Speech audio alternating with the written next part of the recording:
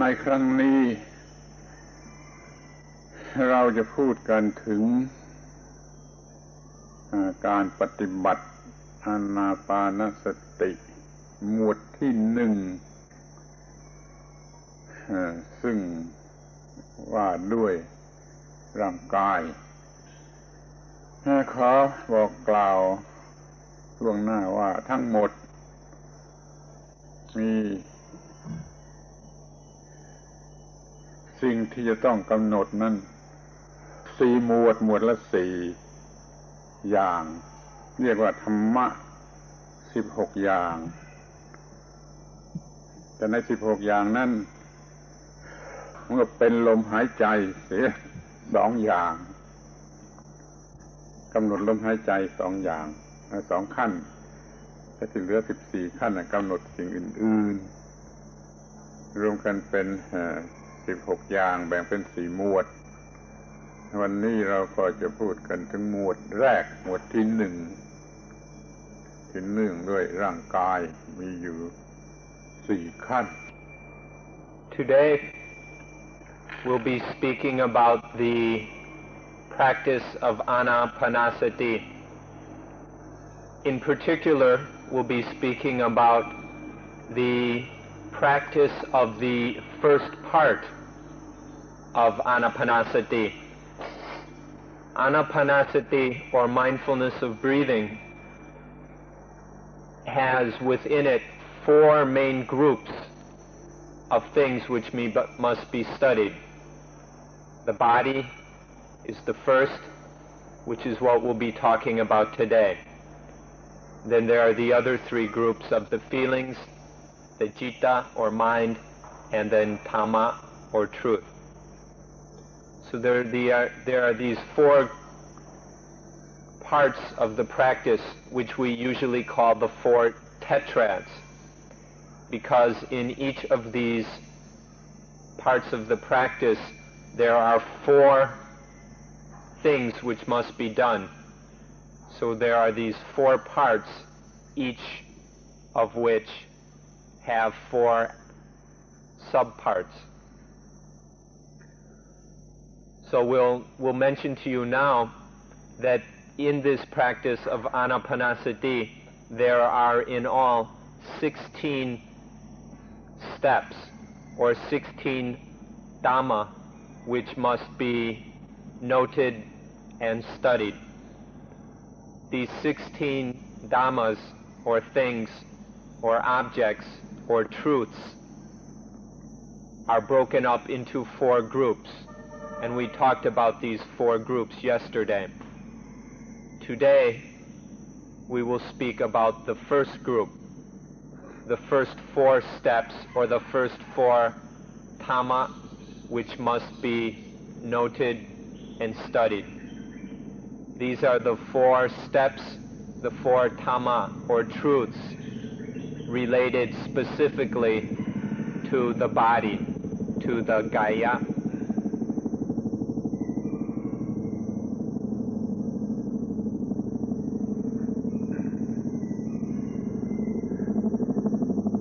Today เราจะพูดกันตั้งแต่อันดับแรกคือการเตรียม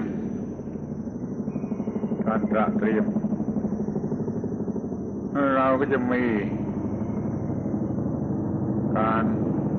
เลือกสถานที่เท่าที่เราจะเลือกได้ให้ดีเท่าที่เราจะเลือกได้แม้ว่าเราจะเลือกให้ดีที่สุดเท่าที่ไม่ได้เราก็ต้องเลือกได้เป็นสถานที่ที่ว่าเงียบสงัดดี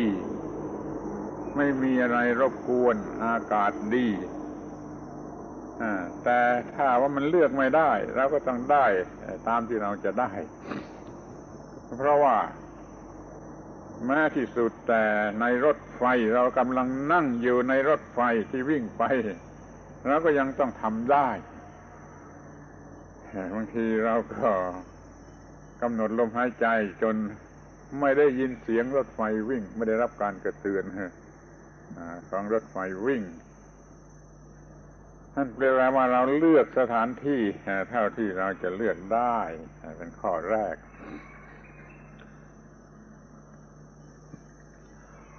We'll begin from the very beginning, and so we will talk about the preliminaries, the preparations for practicing Anapanasati. The first thing we must attend to is our location, or the place of practice. We must choose a suitable, appropriate place for the practice of meditation. Now, we must choose from among the choices which are available to us, which means we're not looking for an ideal situation, but we're looking for we must find a place that is quiet, peaceful, where the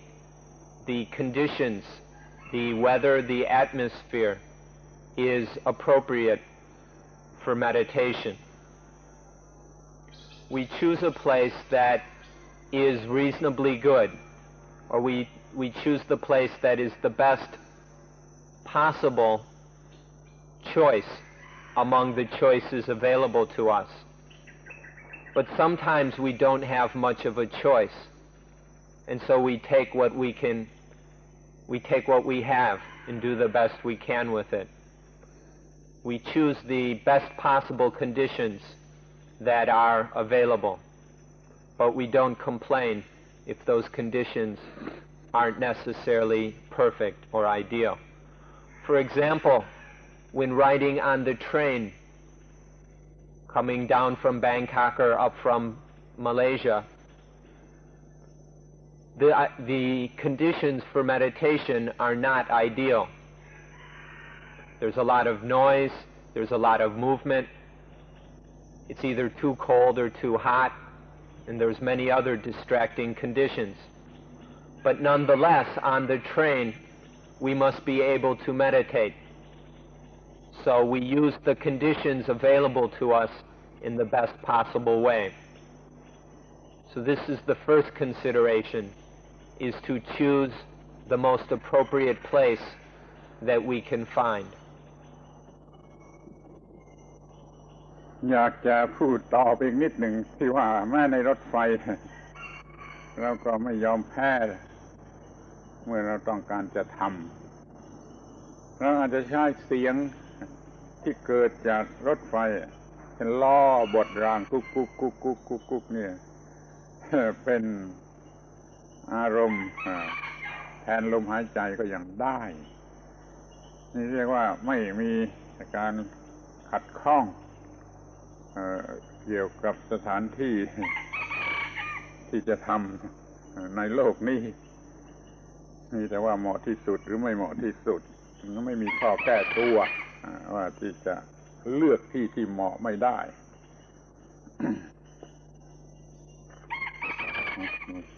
I'd like to add a little bit about meditating on the train. As a meditator, we are not going to be defeated by anything or by any circumstances. Even on the train, we are not going to be defeated by the conditions. So whether we have perfect conditions or not, we will make the most of them. And so we will do what we can. On the train, it is still possible to be mindful of one's breathing to the point where one is completely unaware of any of the things on the train. This is to be not defeated by the train. However, if another possibility is if it's very difficult for us to be mindful of our breathing, then we can use the sound of the train itself as our meditation object. The sound of the clack, clack, clack, clack, clack of the wheels on the rails, that can be our meditation object. And in this way, we use the conditions in the wisest possible way. And rather than being defeated, we are victorious. ที่นี่ก็มาถึงการเตรียมร่างกายเราจะต้องมีร่างกายที่ปกติพอสมควรไม่มีโรคไม่มีเรื่องเกี่ยวกับท้องไส้ผิดปกติหายแล้วก็โดยเฉพาะอย่างยิ่งคือจมูกที่หายใจต้องได้รับการปรับปรุงให้ทำหน้าที่ของมันได้สะดวกและถูกต้องแต่โบราณเขาใช้น้ำใส่ฝ่ามือแล้วสูดน้ำเข้าไปแล้วสั่งออกมาทำอย่างนี้ 2-3 ครั้งก็ทำให้จมูกพร้อมที่จะหายใจดีอย่างนี้เป็นต้นเรียกว่าเตรียมในส่วนร่างกายของเราให้เหมาะสม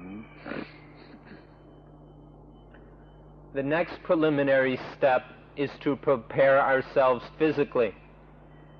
We need a body that is suitable for meditation. Specifically, we can prepare our breathing apparatus, the organs that we use in breathing, so that we are ready for meditation. In ancient times, and it's still done, one way of preparing the body, specifically the nose,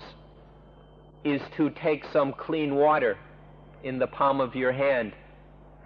and then draw it up into the nose and then blow it out. If we do this 2 or 3 or 4 times, this will clean out the nose and prepare it for the meditation practice. The nose will then be much more sensitive to the breath. ที่นี่ก็อยากจะพูดถึงเวลาการตระเตรียมเรื่องเวลาเราก็เลือกเวลาที่เหมาะสมเท่าที่เราจะหาได้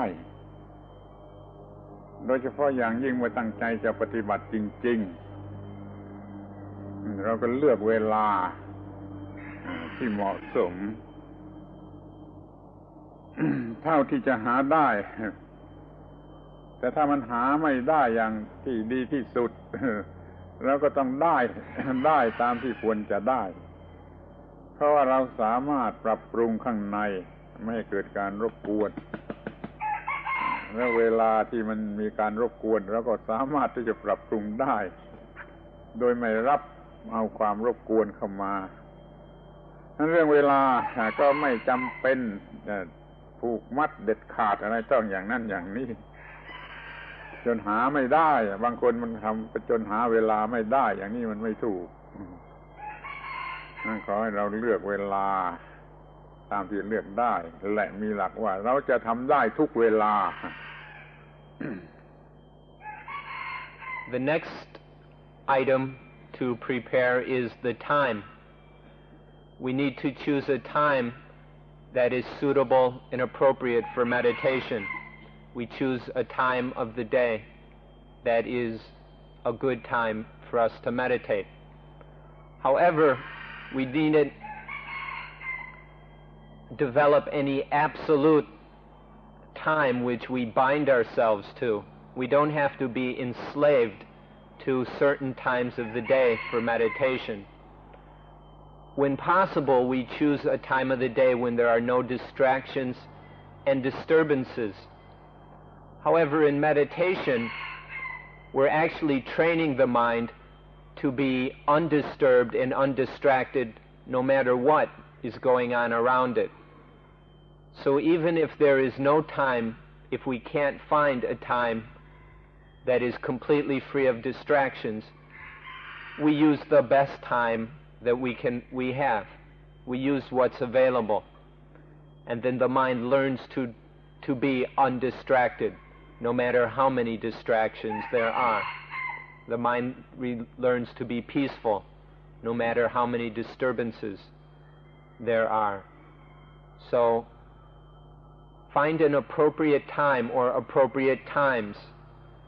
to meditate, but don't bind yourself to any certain time. Always be flexible and able to use the circumstances to develop your minds. ทีนี้ก็มาถึงสิ่งที่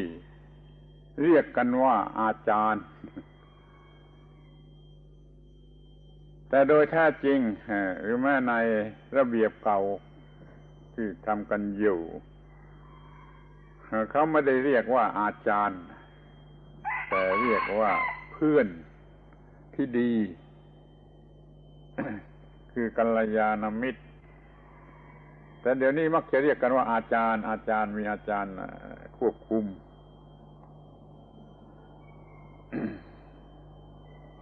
เรียกว่าเพื่อน ในฐานะที่ปรึกษาหรือช่วยเหลือบางอย่างบางประการนั่นแหละถูกต้องเพราะเรามีหลักว่ามันไม่มีใครจะช่วยใครได้โดยตรงยังมีลักษณะเป็นเพื่อนก็มีผู้ที่จะเป็นเพื่อนที่ดีจะโดยมากก็เป็นผู้ที่เคยทำมาแล้วมีความรู้เรื่องนี้ดีจะคอยช่วยเหลือตอบคำถามหรืออธิบายข้อขัดข้องบางอย่างแต่ไม่จำเป็นที่จะต้องไปนั่งควบคุมอยู่ข้างๆมีโอกาสสำหรับไต่ถามข้อสงสัยหรือแก้ข้อขัดข้องแล้วมันก็พอแล้วก็มีเพื่อนที่ดีอย่างนี้ด้วยซึ่งจะต้องมีหรือเตรียม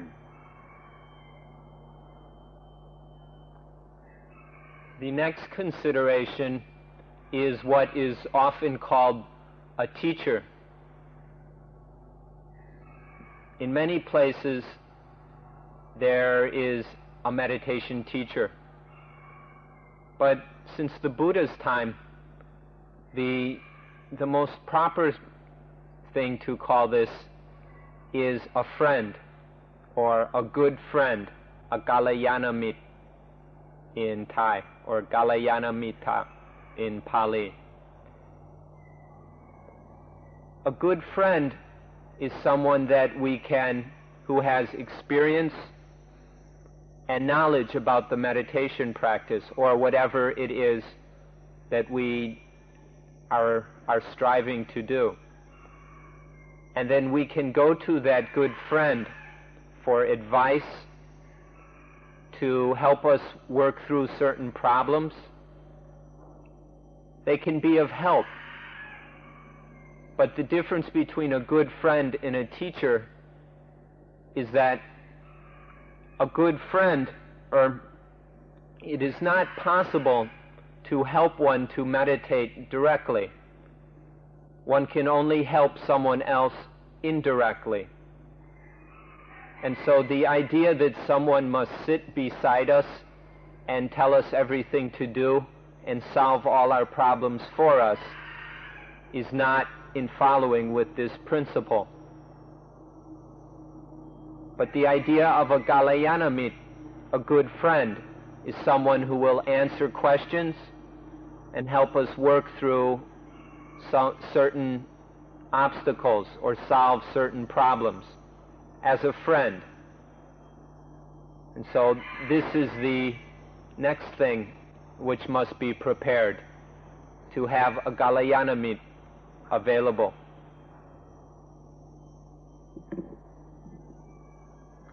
ทีนี้ก็มาถึงการกระท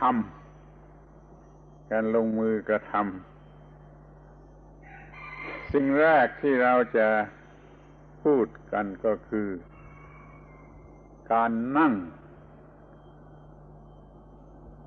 ท่าของการนั่ง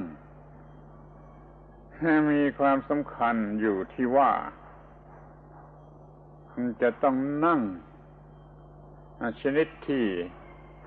มั่นคงจนกระทั่งว่าเมื่อจิตเป็น semi conscious เนี่ยก็ไม่ล้มสามารถจะนั่งอยู่ได้เหมือนกับพีระมิด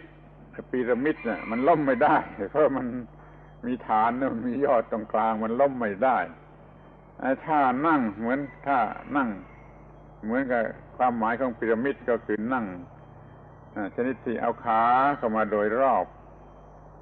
ท่านจะต้องหัดนั่งจำเป็นเพราะว่าเราต้องการท่านั่งที่ล้มเมื่อล้มไม่ได้เมื่อจิตเป็น semi conscious คือท่านจงยืดขาไปอย่างนี้ก่อนแล้วก็เข้ามาอย่างนี้แล้วเข้ามาอย่างนี้คงจะลำบากสำหรับท่านที่ไม่เคยแต่ว่าฝึกได้เหยียดขาไปก่อนแล้วทำเข้ามาอย่างนี้แล้วทำเข้ามาอย่างนี้พยายามสักหน่อยมันก็จะนั่งได้มันก็จะมีการนั่งที่เหมือนกับพีระมิดคือมันล้มไม่ได้ถ้าขัดขาครอสกันดีแล้วมันล้มไม่ได้ข้างหน้าก็ไม่ได้ข้างหลังก็ไม่ได้ข้างๆก็ไม่ได้นี่เราต้องการนั่นเขาให้หัดนั่งท่านี้เป็นท่าเฉพาะเหมือนที่นั่งอย่างนี้จะเรียกว่าท่านั่งแต่โบราณเรียกว่าท่านั่งดอกบัว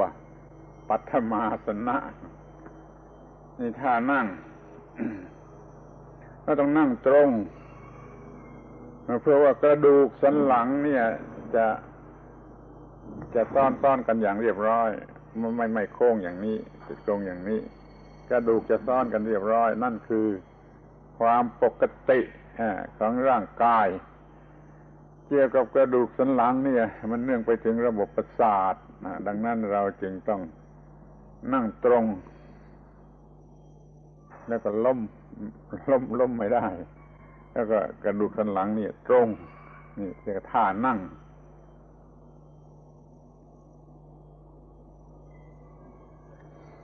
Now it's time to begin talking about the actual activity of meditation itself. So the first thing to talk about is posture. In meditation, it is absolutely necessary to have a stable posture, to sit in a way that is stable and secure. What we mean by this is to sit in a way that when the mind enters a state of semi-consciousness, we won't fall over. So we have to sit in a way that we're not going to fall down,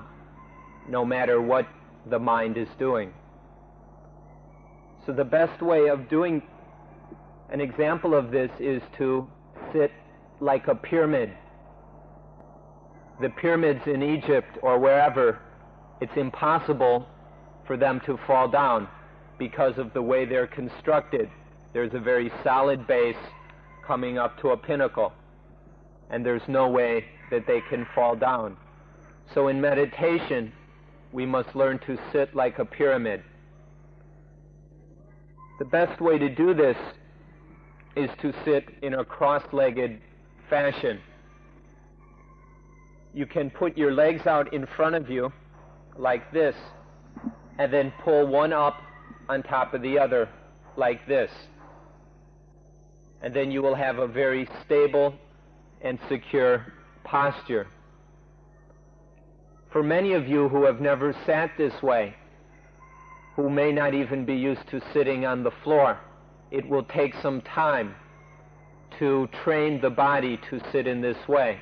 But it is very necessary to develop this posture.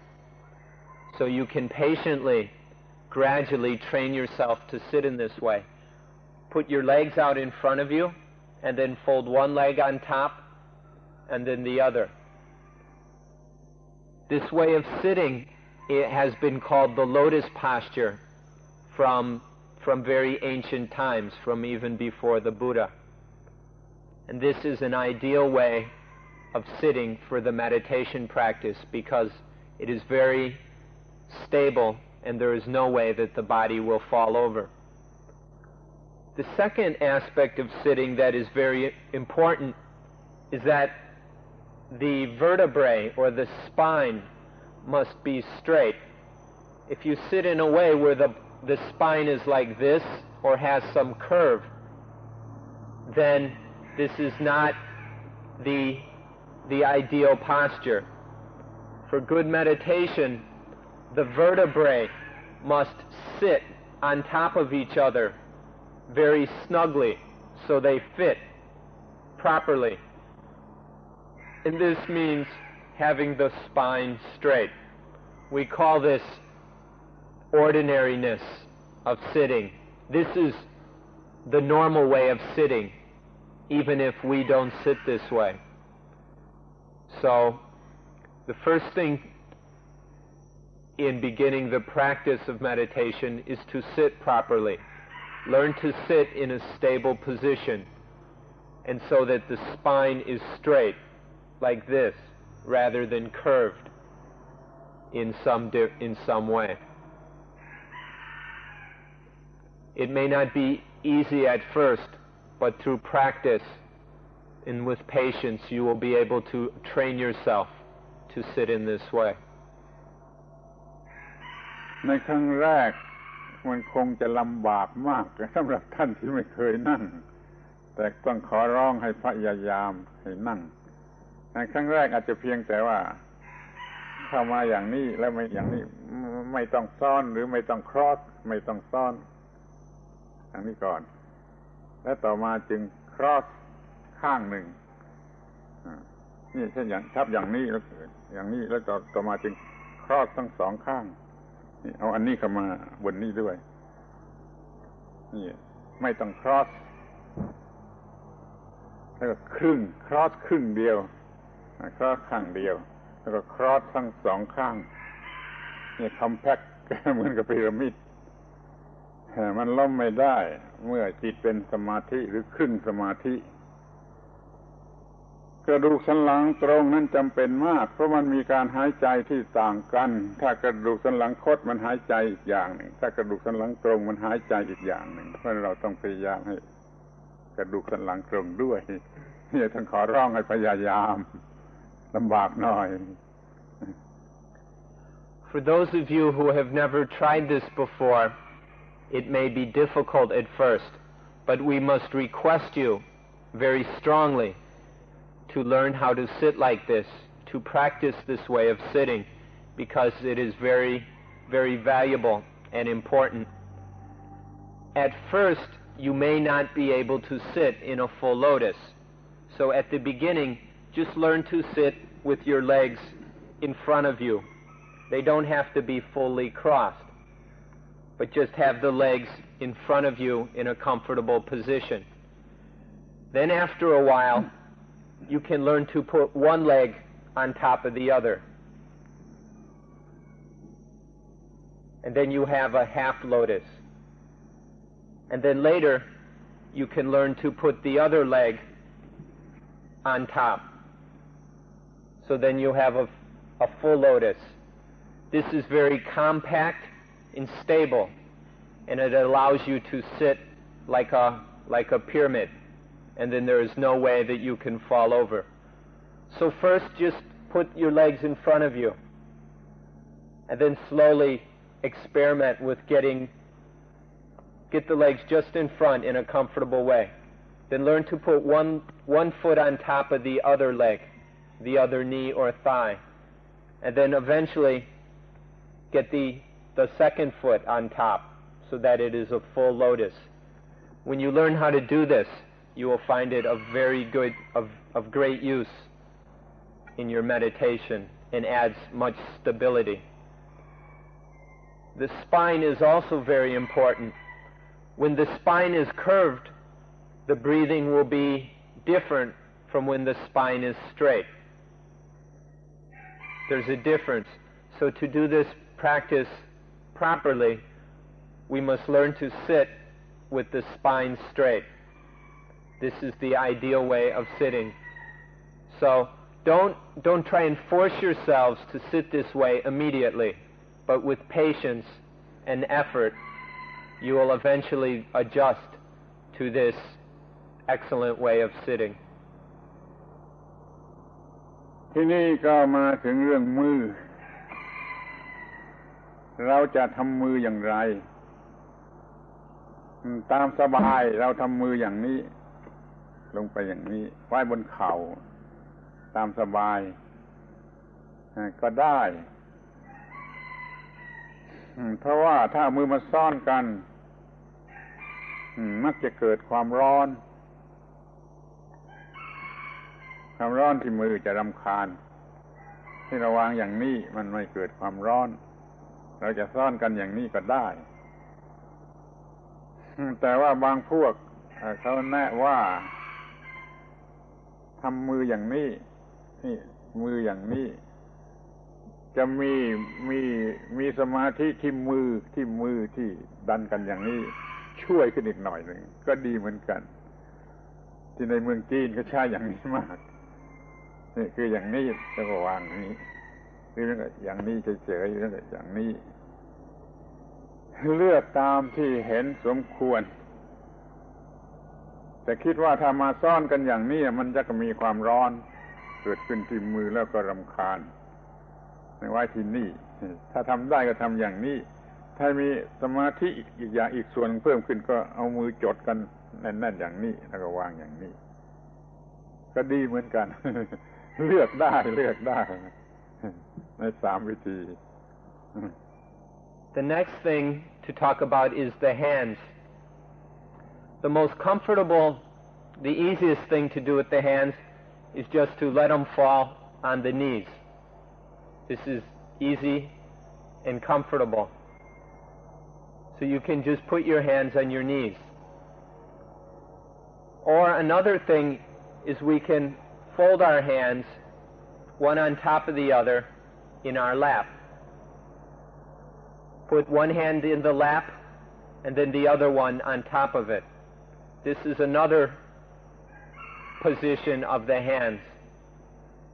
But we often will experience heat when we do this.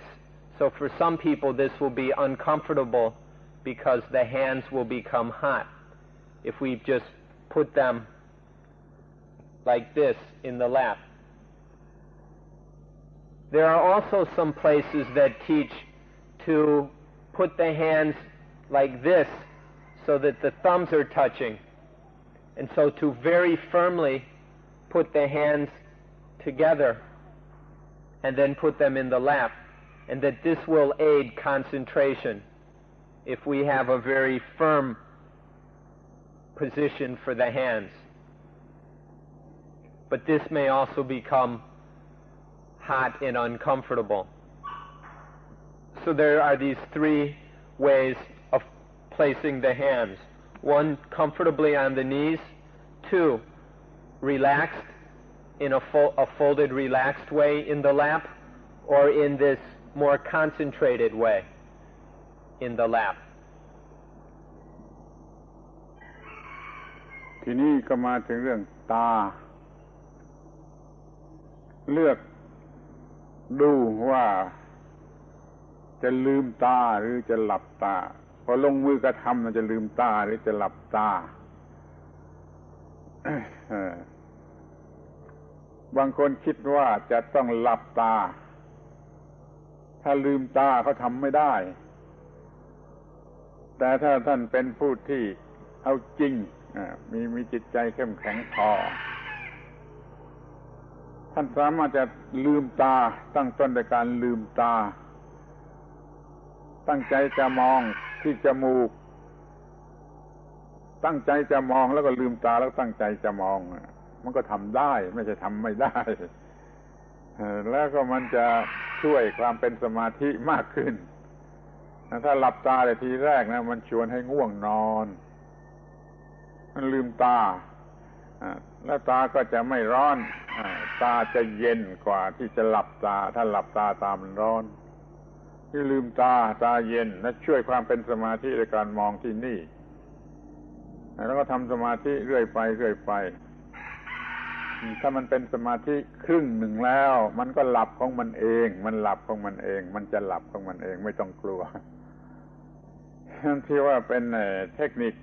ที่สมบูรณ์นั่นควรจะลืมตามองที่นี่จนมันจะเป็นสมาธิแล้วมันจะค่อยหลับทีหลังถ้าเป็นสมาธิเต็มที่แล้วมันก็หลับเองนี่เรื่องตา The next matter to talk about are the eyes, whether to leave them open or close them. Many people believe that they have to close their eyes, but this isn't completely true. So we need to give some consideration to whether to close the eyes or leave them open. It's possible when meditating, if we are serious about what we're doing and we have a strong intention to practice this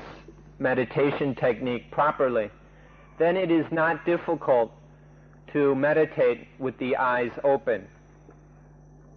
If you keep the eyes open, then gaze at the tip of the nose. If there is an intention to do this, this is completely possible. It takes a little bit of effort to do so, but if we gaze at the tip of the nose, then the eyes will not get involved in other things. When we close our eyes, it's often a way of making us sleepy. So we must be careful about closing our eyes. We might just fall asleep. And also, when the eyes are closed, they become warm or hot. And so to learn to meditate with the eyes open will help us to stay awake, and it will keep the eyes cool and comfortable. So there are these two ways: either meditate with the eyes closed or with them open. Now, if you meditate with the eyes open by gazing at the tip of the nose, this will aid the mind in being concentrated. This will aid the development of samadhi. And as samadhi develops, when it has developed about halfway, then the eyes will naturally close of themselves. The eyelids will be very relaxed and will drop in a very comfortable way. So you don't have to worry about this. They'll close by themselves eventually. So this is the next point, the eyes. การที่เราฝึกด้วยการลืมตาดูจมูกเนี่ยมันเป็นสมาธิโดยอัตโนมัติอยู่มากทีเดียวถ้าเราตั้งใจทั้งหมดที่จะดูที่จมูกแล้วเราจะไม่เห็นอะไรทั้งหมดถ้าเราทำได้อย่างนั้นมันคือความเป็นสมาธิในความหมายหนึ่งได้กำไรเป็นสมาธิตั้งแต่เพียงตั้งต้นเพียงว่าดูจมูกแต่ไม่เห็นสิ่งต่างๆนี่ถ้าจิตทั้งหมดความสนใจทั้งหมดตั้งใจจะดูที่จมูกแล้วก็จะไม่เห็นอะไรนี่มันมีความหมายความเป็นสมาธิมากอยู่เหมือนกันเพราะฉะนั้นควรจะพยายามอย่างที่เรียกว่าตั้งต้นด้วยการลืมตา About this point of keeping the eyes open and gazing at the tip of the nose, this in itself is a great deal of concentration. To gaze at the tip of the nose and not be looking at anything else, not get interested in other sights and visions, but just to look at the tip, gaze at the tip of the nose. This is an automatic kind of concentration or samadhi. And so by practicing meditation with the eyes open and gazing at the tip of the nose, the mind is already beginning to develop concentration in being able to do that. So this is why it's very good to begin meditating with the eyes open. ขอให้สังเกตว่าเราทำได้เมื่อตั้งใจจะมองที่จมูกรู้สึกที่จมูกแต่พร้อมกันนั้นเราก็รู้สึกที่การหายใจได้ด้วยคล้ายกับทำทั้งสองอย่างทำทีเดียวสองอย่างแต่ที่จริงเพราะความเร็วมากของจิตน่ะมันก็ทำได้มันไม่ใช่ว่าจะผิดธรรมชาติไม่ใช่กำหนดที่ปลายจมูกด้วยแล้วก็กำหนดที่หายใจเข้าออกด้วยนี่เป็นสิ่งที่ทำได้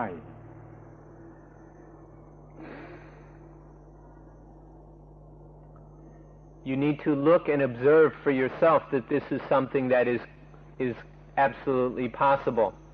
That for the mind, for the eyes to gaze at the tip of the nose while being aware of the breathing in and breathing out. Both of these can be done. It may seem that each is being done at exactly the same instant, but it's not. We're not talking about anything unnatural or supernatural. But because the mind is so fast, it is possible for the eyes to be gazing at the tip of the nose while being aware of breathing in and breathing out. So this is something that is quite possible to do, and you can check this out for yourselves. ที่นี่ก็มาถึงการกำหนดลมหายใจมาถึงการที่จะต้องมีสติจะต้องเริ่มการใช้สติคือมีสติในการหายใจนี่มันเริ่มฝึกสติตรงนี้ว่ามีสติในการที่จะหายใจถ้าเราปล่อยให้มันหายใจตามสบายตามปกติตามสบายแล้วก็มีสติกำหนดเข้าไปที่การหายใจนั่นแหละว่าหายใจเข้าอย่างไรหายใจออกอย่างไรหายใจเข้าอย่างไรหายใจออกอย่างไรแล้วก็ตามปกติมีสติกำหนดลมหายใจตามปกติในลักษณะที่เรียกว่าวิ่งตามหลังหายใจเข้าตั้งต้นที่นี่สมมติว่าสุดที่สะดือหายใจออกสมมติว่านะตั้งต้นที่สะดือแล้วก็มาจุดที่จมูกระหว่างนี้มีช่วงที่ลมหายใจวิ่งเข้าวิ่งออกมีสติกำหนดอาการที่มันเคลื่อนเข้าไปแล้วออกมาอย่าให้มีช่องว่างนี่เป็นบทเรียนอันแรกกำหนดลมหายใจด้วยสติ And now we begin to note the breathing, to focus upon the breathing. This is done with sati or mindfulness. Mindfulness is now beginning to be trained and developed by noting the breathing. We talked about the importance of sati yesterday, and so this is now the beginning of the training and development of this important tool. The way we develop and train sati in the beginning is using a technique we call following. With sati, the mind follows the breath. We can imagine, or we can make the assumption that the breathing begins at the tip of the nose, and that the in-breath starts at the tip of the nose and flows down to the navel. This is an assumption that we're making to use this technique. And then the out-breath, once again an assumption, begins at the navel and ends at the tip of the nose. And so in training sati or mindfulness, the mind follows the breath from the tip of the nose to the navel and then back. And it just follows this path from the tip of the navel, from the tip of the nose to the navel, and then back, without any gaps, without any spaces or lapses. This is called following the breath, and it is the first technique we use to train mindfulness. เราสมมติไม่ใช่ว่าเรา ถือตามความจริงเราไม่ได้เรียนวิทยาศาสตร์เรื่องร่างกายสรีวิทยาเดี๋ยวนี้เราจะทำสมาธิเราสมมติว่าลมหายใจ สุดอยู่ที่สะดือที่จริงเราก็รู้ว่าเข้าไปปอดไม่ได้ไปถึงสะดือแต่เดี๋ยวนี้เราเอาความรู้สึกเป็นหลักเราอาจจะรู้สึกได้ว่ามันสุดที่สะดือแล้วมันมาสุดที่จมูกมีสติสำหรับวิ่งตามจะเรียกว่าจิตก็ได้จะเรียกว่าสติบังคับให้จิตวิ่งก็ได้จะเรียกว่าจิตวิ่งก็ได้ไอ้คำเหล่านี้ไม่สำคัญหรอกแต่ว่าให้มีการกำหนดว่าเหมือนกับวิ่งตามแล้วไม่เคยพลาดจากกันมันเข้าไปแล้วมันก็หยุดนิดหนึ่งแล้วมันก็ออกมาแล้วก็หยุดนิดหนึ่งแล้วมันก็เข้าไปแล้วมันก็ออกมาแล้วก็หยุดนิดหนึ่งนี่เรียกว่ากำหนดไม่ให้มีระยะที่ว่างที่ว่าจิตไปที่อื่นจิตจะไม่มีไปที่อื่นจะอยู่กับลมหายใจเข้าแล้วหยุดออกหยุดนี่ทำอย่างนี้เป็นบทเรียนที่แรกมันก็คงไม่ง่ายนักบางทีมันจะกินเวลา3 วันก็ได้3 สัปดาห์ก็ได้3 เดือนก็ได้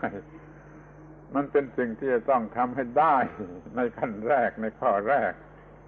เดี๋ยวนี้เราบอกแกวิธีทำที่เราฝึกกันเพียงไม่กี่วันนี่มันก็เพียงแต่รู้วิธีทำแล้วท่านต้องไปทำตลอดไปนี่เรียกว่ากำหนดลมหายใจระหว่างจุดทั้งสองโดยไม่มีช่องว่างเว้นให้จิตนี้ไปที่อื่น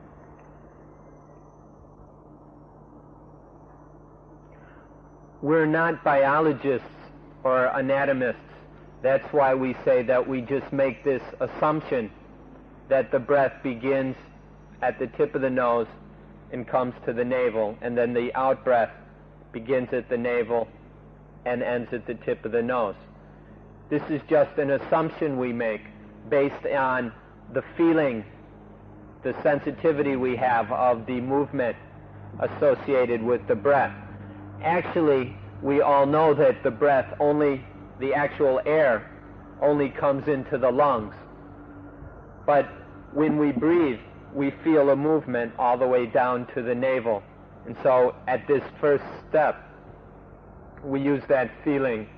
as the basis of our practice. And so the first lesson of Anapanasati is following the breath from the tip of the nose to the navel. Now, the distinctions of whether it is mindfulness, sati, which follows the breath in and out, or whether the mind, because of sati, follows the breath in and out, or whether sati forces the mind to follow the breath in and out. These distinctions are not important at this point. The only thing that matters is that you are able to note the breath, that there is noting of the breath, mindfulness of the breath, as it comes from the tip of the nose to the navel, and then there is a momentary rest, and then the out-breath from the navel to the tip of the nose, and then a short break, and then the breath in, and a short rest, and then a break out, and then the breath out, and another momentary rest. So the mind, or whatever, sati, there must be the mindfulness of breathing in and out, constantly. Now, this is the first lesson that must be learned in this practice. It may take 3 days to be able to do this. It may take 3 weeks or 3 months. We're just telling you what needs to be done. We're pointing out the necessary steps of the practice. It's up to you to do it. And so during this retreat, which only lasts 10 days, you may not be able to do this completely. That's not the important point. The thing is to know what needs to be done and then start practicing until you can do it. So at this retreat, we're telling you what needs to be done. It's up to you to do it, following the instructions which you are given. So, after we tell you the practice, then it is up to you to be responsible for following it. ที่ต่อไปเมื่อเราวิ่งตามเรามีโอกาสที่จะสังเกตเห็นอะไรหลายอย่างในขณะที่จิตวิ่งตามเนี่ยเรามีโอกาสที่จะสังเกตเห็นอะไรหลายๆอย่างหรือรู้สึกอะไรหลายๆอย่างเช่นรู้สึกความยาวหรือความสั้นของลมหายใจก็แปลว่าเรารู้จักลมหายใจยาวหรือลมหายใจสั้นแล้วเราจะสังเกตรู้สึกความหยาบหรือความละเอียดความประณีตของลมหายใจเรายังจะรู้สึกกำหนดว่ามันคล่องหรือมันขัดข้องเป็นต้นถ้าต่อไปนี้เราจะต้องสังเกตรู้จัก reaction จากสิ่งเหล่านี้ต่อไปอีกในชั้นแรกนี่ขอให้ศึกษาว่าเราจะรู้จักความยาวหรือความสั้นความหยาบหรือความละเอียดแล้วก็ความคล่องสะดวกดีหรือความขัดข้องเป็นต้นเริ่มสังเกตให้ได้ด้วยความรู้สึกก็ด้วยสติอีกเหมือนกัน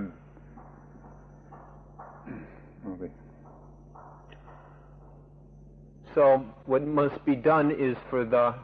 for mindfulness to note the breathing in and out. And so this is trained until it can be done without mindfulness without mindfulness slipping, without the mind wandering off or getting lost anywhere, but so that there is mindfulness constantly of the breathing in and out. The mind, or whatever it is, the sati, or the mind, just follows the breathing in and out. While this is being done, we will naturally learn some things about the breathing. We'll learn about the longness of the breathing and the shortness of the breathing.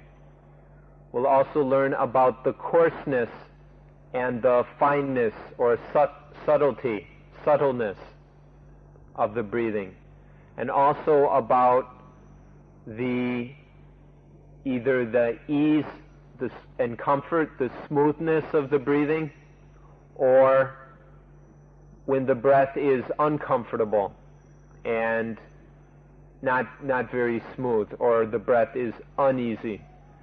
These are things that will naturally be learned because there is mindfulness of the breathing in and out. This is being trained. And that same mindfulness will note the longness and shortness, the coarseness and fineness, and the ease or unease of the breathing. So this is the first step, is following the breathing, and while doing so, the mind will also note quite a few things about the breathing so that the breathing is known quite well. And this will prepare the mind for the next step of seeing the influence that these different kinds of breathing, long and short, coarse and fine, easy and uneasy, that the effect which these different kinds of breathing have on the body. ทีนี้เราก็ต้องรู้จักสังเกตต่อไปคือจะสังเกตให้เห็นปฏิกิริยาหรืออิทธิพลของ ลมหายใจที่ต่างกันนั่นน่ะมันมีปฏิกิริยาหรือมีอิทธิพลต่อความรู้สึกของเราอย่างไรเช่นว่าเมื่อลมหายใจยาวมันมีปฏิกิริยามีอิทธิพลต่อความรู้สึกอย่างไรเมื่อลมหายใจสั้นมีปฏิกิริยามีอิทธิพลอย่างไรเมื่อลมหายใจหยาบมีอย่างไรหายใจสั้นมีอย่างไรหายใจสะดวกมีอย่างไรไม่สะดวกมีอย่างไรจนกระทั่งเราสามารถแยกจากกันได้ว่าเมื่อลมหายใจสั้นกับลมหายใจยาวน่ะมีอะไรต่างกันอย่างไรหยาบหรือละเอียดมันต่างกันอย่างไรคล่องหรือไม่สะดวกหรือไม่สะดวกมันต่างกันอย่างไรเราจะต้องรู้จักแม้แต่ความต่างของปฏิกิริยาและอิทธิพลของอาการเหล่านี้แต่ละอาการที่มันมีอิทธิพลต่อความรู้สึกหรือต่อจิตใจของเรา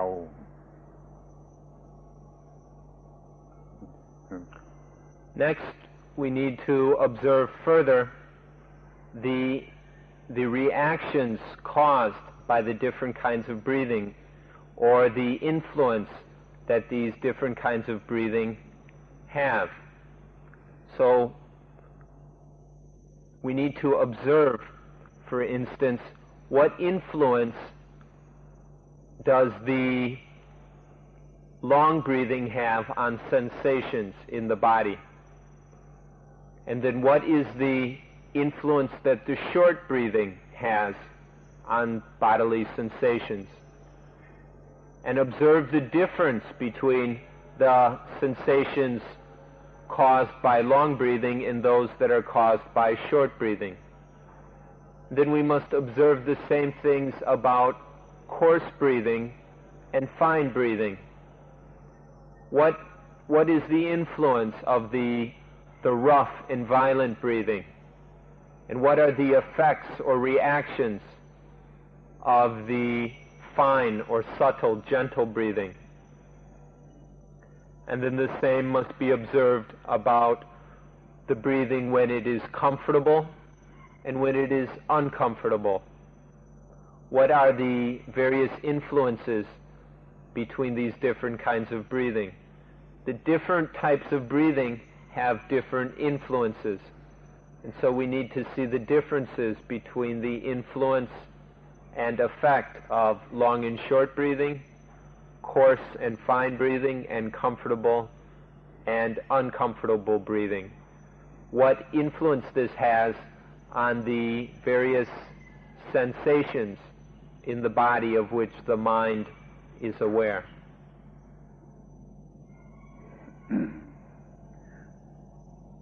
ทีนี้ต่อไปอีกหรือพร้อมกันนั้นเรายังจะต้องสังเกต ผลหรือรส จะเรียกเป็นไทยว่ารสที่เกิดขึ้นเป็นความรู้สึกทางรสเช่นมีความสุขเป็นต้นมีความไม่สุขเป็นต้นมีความทุกข์มีความรำคาญมีความสบายสังเกตให้เห็นรสหรือผลที่เกิดมาเฉพาะจากลมหายใจยาวหรือลมหายใจสั้นลมหายใจหยาบหรือลมหายใจละเอียดลมหายใจสะดวกหรือไม่สะดวกมันให้รสต่างกันอย่างไรเช่นเราจะรู้ว่าลมหายใจยาวให้ความสบายมากกว่าลมหายใจสั้นอย่างนี้เป็นต้นหรือมันให้ความสุขต่างกันเรารู้จักแยกแยะรสที่จะได้รับจากสิ่งต่างๆที่เรากำหนดที่ลมหายใจนั้นเช่นความสุขเป็นต้น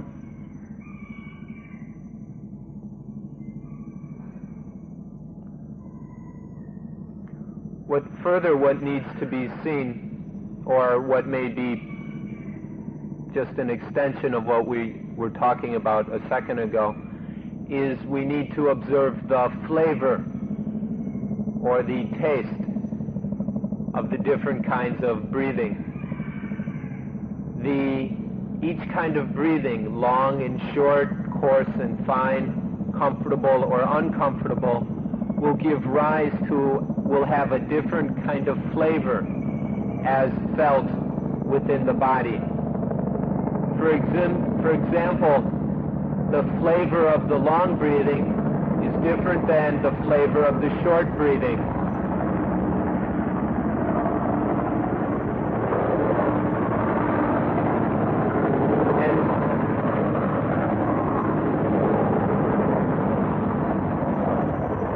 So if the flavor of the long and short breathing is different, we need to observe this. For example, to observe that the long breathing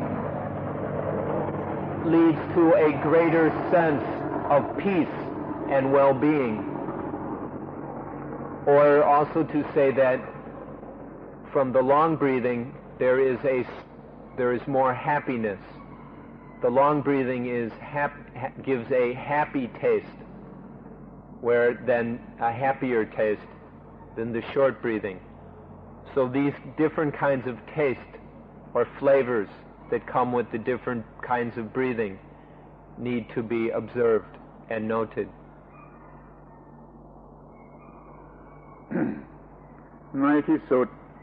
เราก็จะพบหรือรู้ไปถึงเหตุที่ทำให้ลมหายใจนั้นยาวหรือสั้นได้เราจะค่อยๆพบได้เองว่าเหตุอะไรทำให้ลมหายใจยาวอารมณ์เป็นอย่างไรทำให้ลมหายใจยาวอารมณ์เป็นอย่างไรทำให้ลมหายใจสั้นนี่เรียกว่าเรารู้ไปถึงเหตุปัจจัยที่ทำให้ลมหายใจยาวหรือสั้น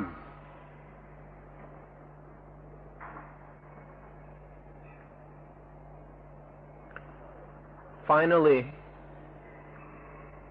we will know the various causes that make the breath different in the various ways. Finally, there will be the knowledge of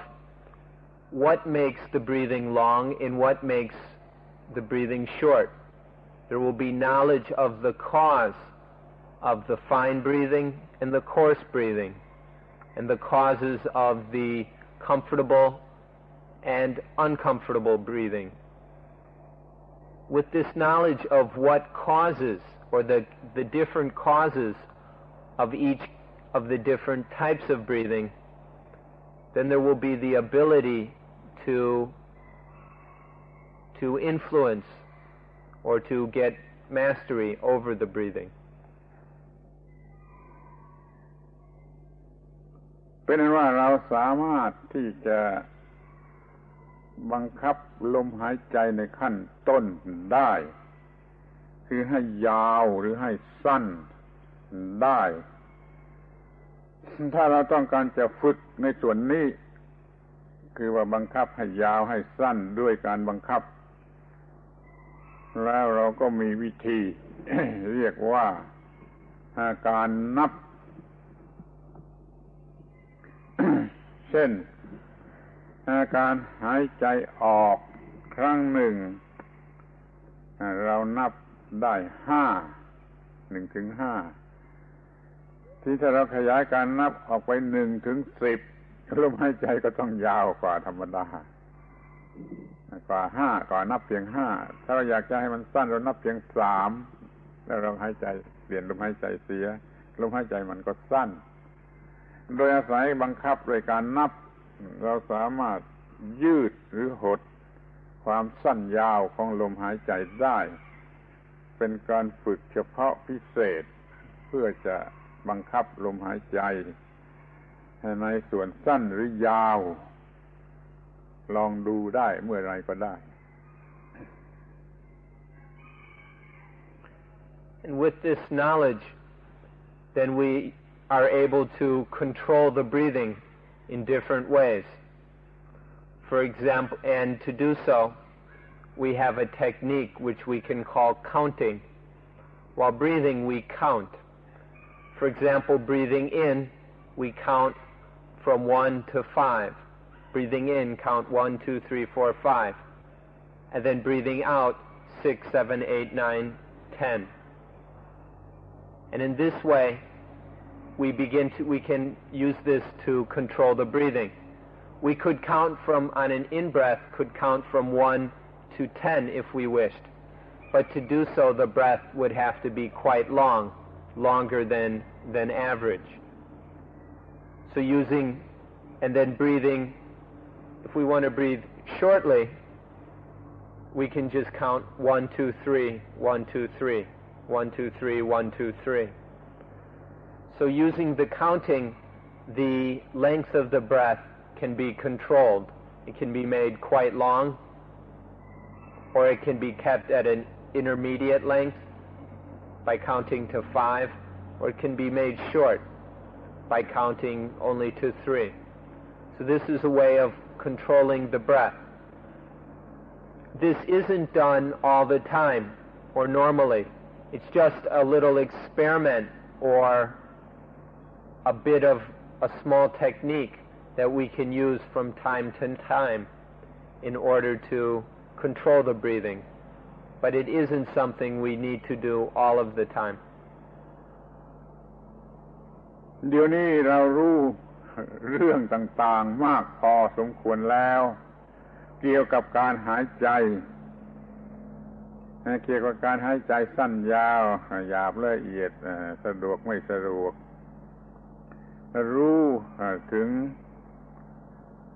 สิ่งที่เนื่องกันเช่นปฏิกิริยาหรือว่าอิทธิพลของความสั้นความยาวความหยาบความละเอียดความสะดวกไม่สะดวกที่รู้สึกต่อจิตใจของเราและรู้จักความยาวความสั้นที่เราควบคุมได้ต่อไปนี้เราก็จะเริ่มเข้าบทเรียน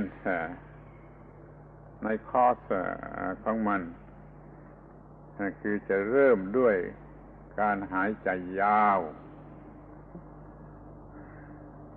เอาทีก่อนเอาทีเรารู้เรื่องหมดแล้วเราจะเริ่มด้วยการหายใจยาวไม่ถึงขั้นหนึ่งหรือขั้นที่สี่ยังไม่ถึงขั้นที่หนึ่งนี่ทั้งหมดโดยทั่วไปเรารู้เรื่องโดยทั่วไปเกี่ยวกับลมหายใจหมดแล้วครับ So at this point with everything that has been done so far with everything that has been studied and learned the breath is now understood very completely in great detail there is a very full knowledge of the breathing from studying the different kinds of breathing and from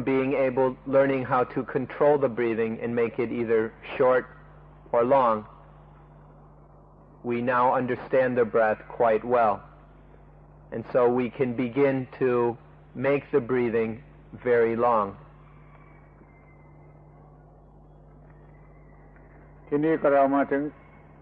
บทเรียนที่หนึ่งขั้นที่หนึ่งคือการกำหนดลมหายใจยาวเราสามารถจะมีลมหายใจยาวได้ตามที่เราต้องการหรือเราสามารถจะบังคับให้มันยาวเมื่อไรก็ได้ในบทเรียนที่หนึ่งเราจะศึกษาเฉพาะเรื่องอันเกี่ยวกับลมหายใจยาวศึกษาธรรมชาติหรือแฟกต์ทุกอย่างที่เกี่ยวกับลมหายใจยาวว่ามันมีลมหายใจยาวแล้วมันสบายอย่างไรมันปกติอย่างไรมันสงบอย่างไรมันเป็นสุขอย่างไรมันผิดกับลมหายใจสั้นแปลว่าเดี๋ยวนี้เราจะมาศึกษาเฉพาะเรื่องลมหายใจยาวตามวิธีที่ได้กล่าวมาแล้วว่ามันมีอะไรอย่างไรมีปฏิกิริยาอย่างไรที่ได้กล่าวมาแล้วแต่เราจะศึกษาเฉพาะเรื่องลมหายใจยาวดังนั้นเราจึงมานั่งศึกษาลมหายใจยาวเป็นบทเรียนที่หนึ่งให้เข้าใจทุกเรื่องที่มันเนื่องกันอยู่กับการหายใจที่ยาว ทุกเรื่องที่เกี่ยวกันหายใจยาว So now at this point, after we have developed this preliminary understanding of the breathing, we come to the first lesson. This lesson is about the long breathing. Now it is possible to make the breathing long and to keep breathing long. And so this is done in order to study the long breathing in a very complete way. The breath is made long and then is noted and studied so that we can see all the things that we need to know about the long breathing, all the things which are related to the long breathing, all the details of it, and all the things that are concerned with it. This is the first lesson, to learn about the long breathing. แม้ที่สุดแต่เราจะสังเกตเกี่ยวกับร่างกายเมื่อเราหายใจเข้ามันจะพองที่ตรงไหนถ้าเราหายใจเข้ามากอย่างยิ่งเกินธรรมดานะมันจะพองที่ตรงไหนมันจะพองที่ปอดหรือมันจะพองที่ท้องส่วนล่างนะลองทดลองดูมันจะผิดจากที่เราเคยคิดเช่นถ้าหายใจเข้ามากที่สุดไอ้ท้องส่วนท้องมันจะแฟบมันจะมาพองข้างบนถ้าเราหายใจออกมากที่สุดมันจะไปพองข้างส่วนท้องแล้วมันจะแฟบข้างบนอย่างนี้เป็นต้นซึ่งมันผิดจากที่เราเคยนึกหรือเขาพูดกันอยู่ทั่วๆไปว่าถ้าหายใจเข้าแล้วมันก็พองออกหายใจออกแล้วก็ยุบเข้าไปที่จริงมันยังสลับกันอยู่นี่ควรจะศึกษารู้ว่าหายใจยาวที่สุดที่จะหายใจได้แล้วมันเกิดการเปลี่ยนแปลงอย่างไรมันจะพองแต่ข้างบนมันจะยุบข้างล่างถ้าหายใจออกมากที่สุดมันจะยุบข้างบนแต่มันจะพองข้างล่างอย่างนี้เป็นต้นแม้ธรรมชาติอย่างนี้ก็ควรจะรู้ไว้ด้วย So in these various things associated with the long breathing, we'll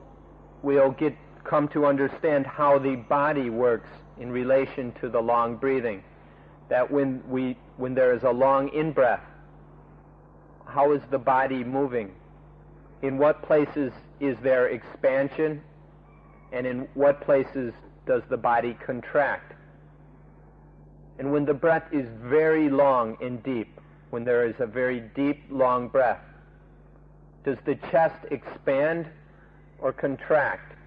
Does the abdomen expand or contract? These are things that we can learn. In doing so, you may learn that it's not the way you thought it was.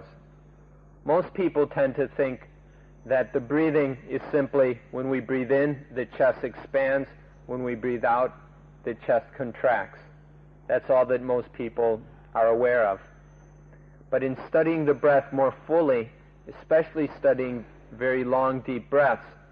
we will find that in breathing in, as on a very deep breath, the chest will at first หน้าอกพองที่ท้องแฟบ the abdomen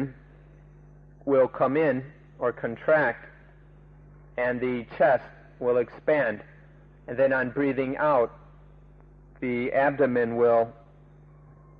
expand and the chest will contract or deflate. So we can study this from watching this ourselves. เราจะศึกษาความลับทุกอย่างของลมหายใจยาวทุกเรื่องที่เกี่ยวกับลมหายใจยาวเพื่อเราจะรู้จักธรรมชาติทั้งหลายของลมหายใจยาวเราสามารถจะกำหนดความยาว เราสามารถจะรักษาความยาวหมายความว่าเราคล่องแคล่วดีทุกอย่างในเรื่องความรู้เกี่ยวกับลมหายใจยาวการปฏิบัติเกี่ยวกับลมหายใจยาวนี่บทเรียนที่หนึ่งศึกษารู้ธรรมชาติทุกอย่างทุกประการที่เกี่ยวข้องกันกับลมหายใจยาว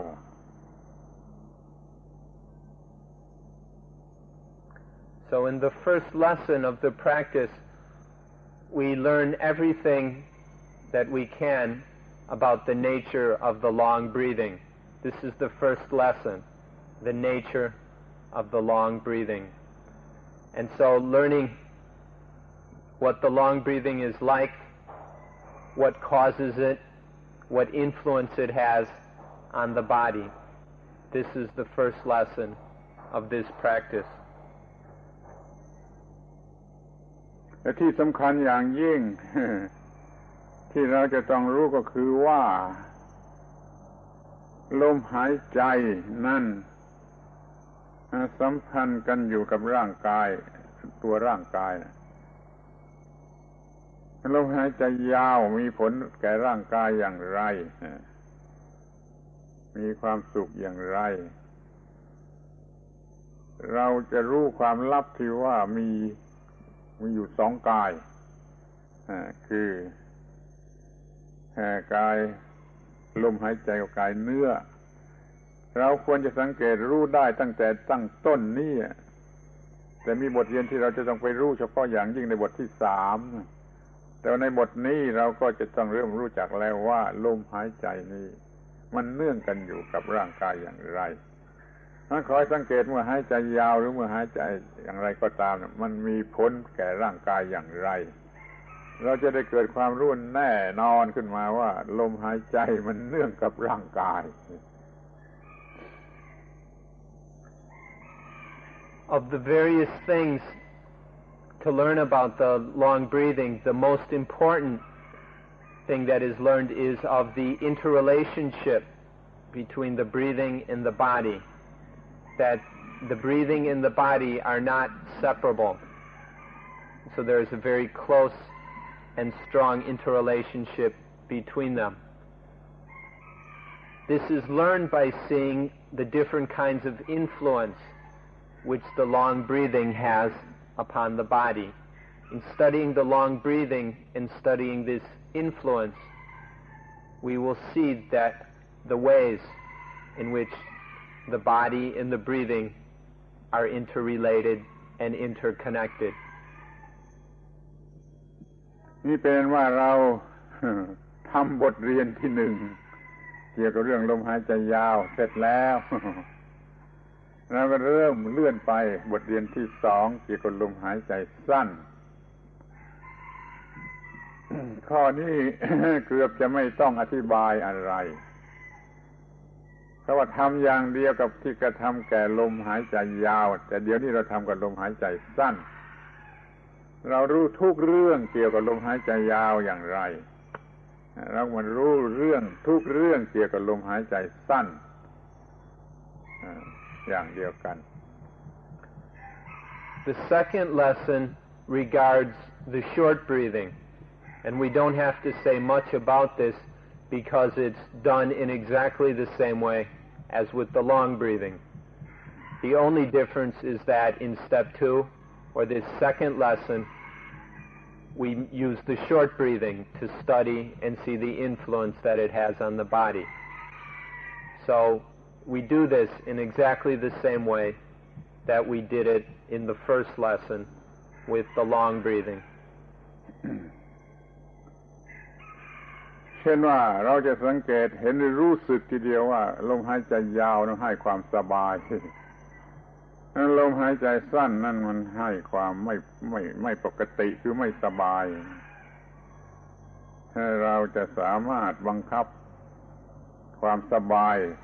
หรือความไม่สบายของเราได้ด้วยการบังคับทางลมหายใจ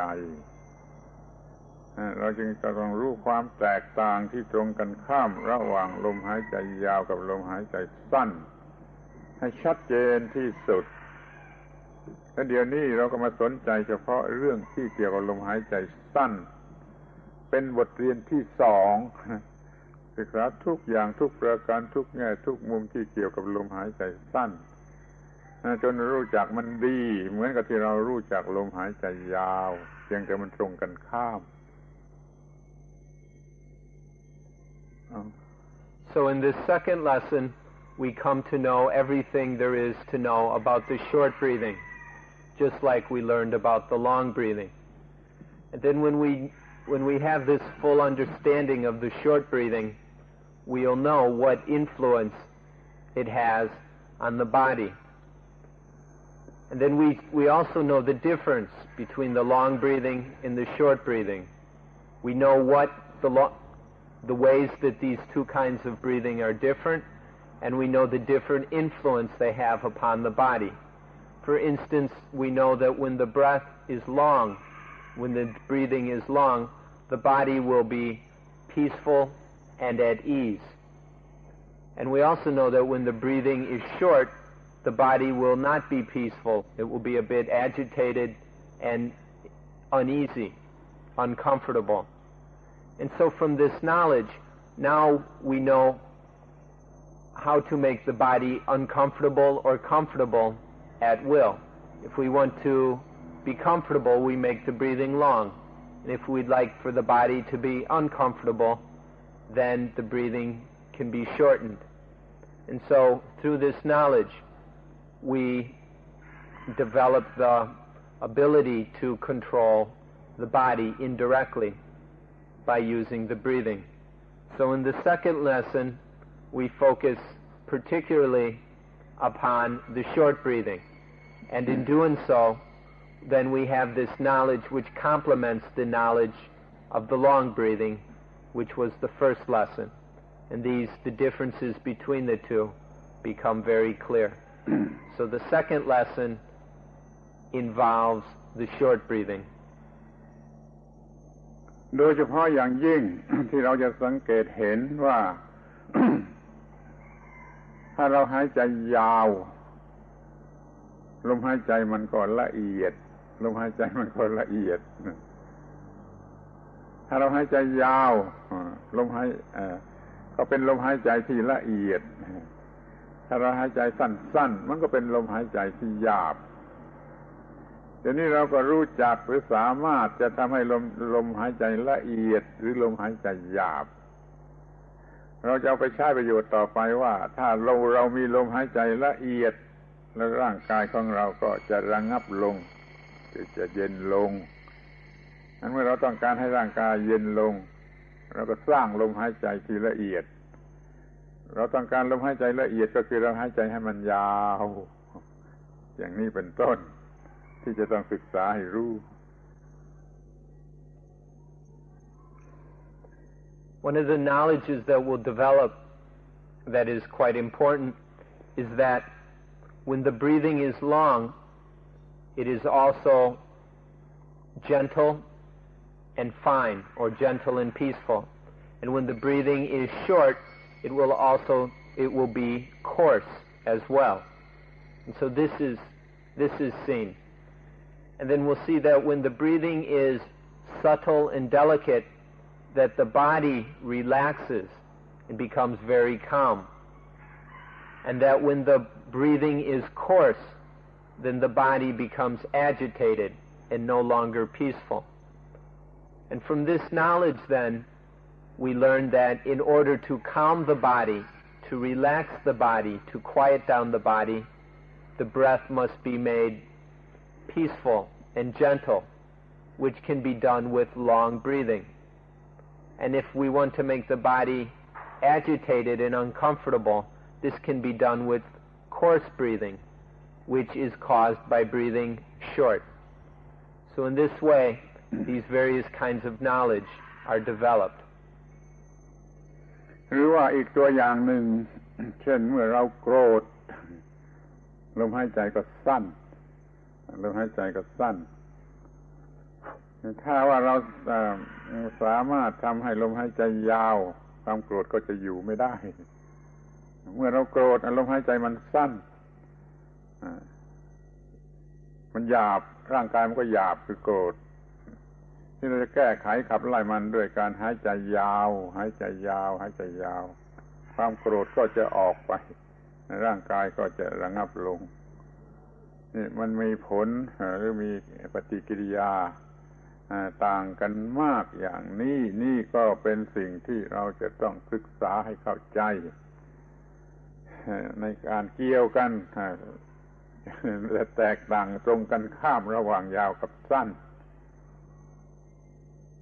ก็จะรู้สึกอย่างดีอย่างคล่องแคล่ว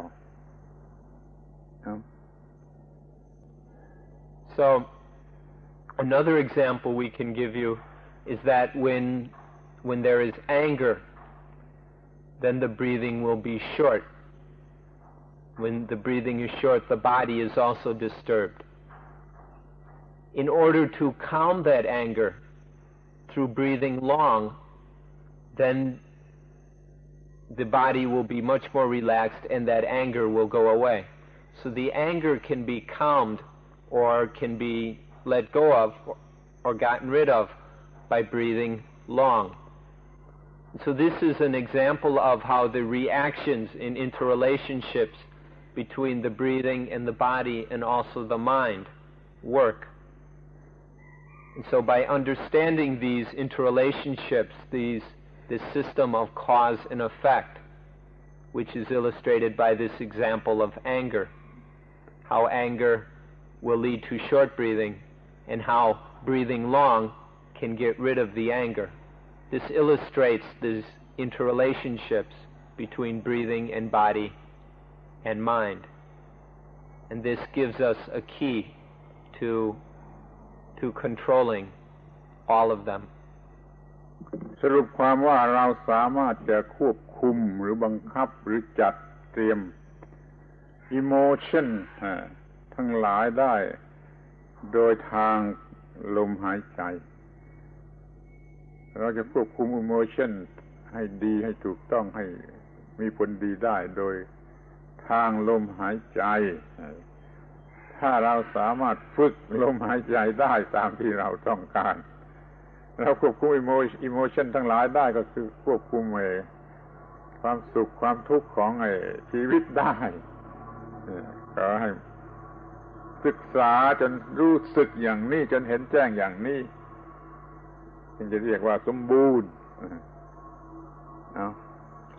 We can summarize all this by saying that it is possible to control and guide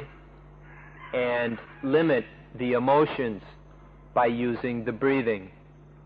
We can have complete control over the emotions by using the breathing in different ways. And this can be learned by fully studying the breathing in deep detail. So this is the fruit of this practice, is being able to get control over the emotions through the knowledge we have of the breathing and how the breathing and body and mind are interrelated. And then as we develop the ability to control the breathing itself, as we train the breathing to do this or do that, then there is this ability to control the emotions. So this is a very important fruit of this practice, of the skills that are being developed here. ตัวอย่างเช่นท่านนั่งทำสมาธิแล้วยุงกัดท่านก็เกิด emotion ที่เลวท่านจะไล่มันออกไปได้อย่างไรก็ไล่ออกไปได้โดยการปรับปรุงลมหายใจให้ละเอียดให้ยาวให้ละเอียดถ้าขับไล่ emotion เลวนั่นออกไปจะได้เป็นการแก้ปัญหาที่ดีที่สุดอย่างนี้เป็นต้นเป็นตัวอย่าง For example, if when you're sitting in your meditation posture and a mosquito comes and starts to draw blood out of your arm and you get angry or you develop some evil kind of emotion towards that mosquito, the way to get rid of this evil emotion is to breathe long. And in breathing long, that evil emotion will go away. This is one of the powers that is developed in this practice. แง่มุมที่จะต้องศึกษาเกี่ยวกับลมหายใจยาวหรือลมหายใจสั้นนั่นเป็นอย่างเดียวกันเพียงแต่ว่าตรงกันข้ามจะมีจำนวนเท่ากันจะต้องศึกษาอย่างนั้นอย่างนี้เท่ากันเหมือนกันเพียงแต่ว่าตรงกันข้ามระหว่างยาวกับสั้นเวลาที่จะพูดกันวันนี้มันหมดแล้วก็เราก็เลยพูดได้แต่เพียงขั้นที่ 1กับขั้นที่ 2ขั้นหลังเราก็จะพูดขั้นต่อไปวันนี้ขอปิดการประชุม What needs to be studied in the first lesson about the long breathing and in the second lesson about the short breathing is exactly the same. We need to know the exact same things about the long breathing and the short breathing. The only difference is that everything is in opposition. The long breathing is opposed to the short breathing, and the various things we learn about the two are also complementary in the same way. So in the first 2 steps of this practice, or these first 2 lessons, we learn about the long breathing and the short breathing. So our time is about up, and so for today we will leave the explanation at just the long breathing and the short breathing, the first 2 steps of the practice of Anapanasati. And now we will ask to close today's meeting.